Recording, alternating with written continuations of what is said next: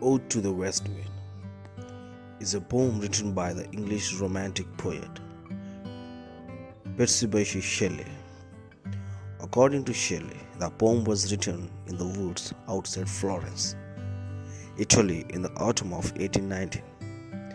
In the poem, the speaker directly addresses the west wind. The speaker treats like west wind as a force of death and decay, and welcomes this death and decay because it means that rejuvenation and rebirth will come soon. In the final two sections of the poem, the speaker suggests that he wants to help promote this rebirth through his own poetry, and the rejuvenation he hopes to see is both political and poetic, a rebirth of society and its ways of writing. You, the unruly west wind, are the essence of the fall. You are invisible, but you scatter the fallen leaves. They look like ghosts running away from the witch or wizard. The leaves are yellow and black, white and wild red. They look like crowds of sick people. You carry the seeds as if you are their chariot down to the earth where they will sleep all winter.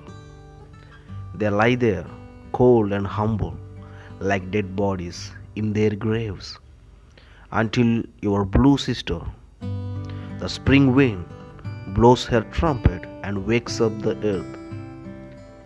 Then she brings out the birds. They are like flocks of sheep.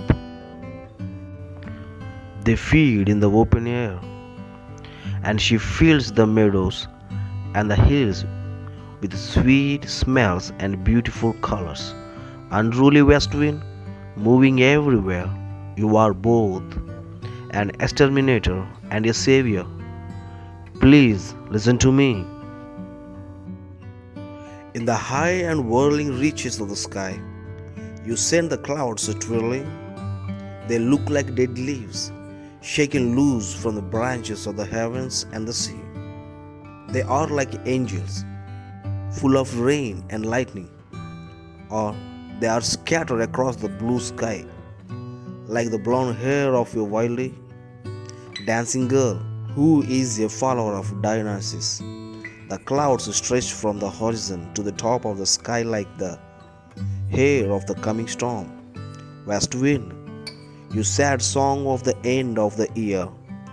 The night sky will be like a dome of a vast tomb. The clouds you gather like archways running across it, and from the solid top of the dome, dark rain, lightning, and hail will fall down. Listen to me.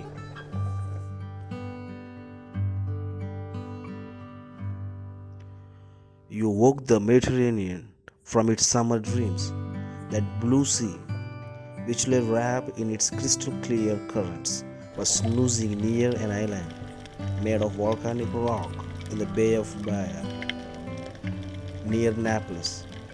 In the waters of the bay, you saw the ruins of old palaces and towers, now submerged in the water's thicker form of daylight.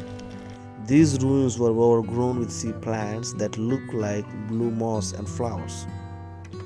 They are so beautiful that I faint when I think of them. You, whose path turns the smooth surface of the Atlantic Ocean into tall waves, while deep below the surface, sea flowers and forests of seaweed, which have leaves with no sap, hear your voice and turn grave from fear, trembling, losing their flowers and leaves. Listen to me, wind. If only I was a dead leaf, you might carry me.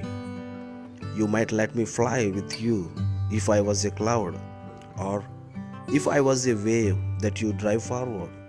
I would share your strength, though I would be less free than you, since no one can control you.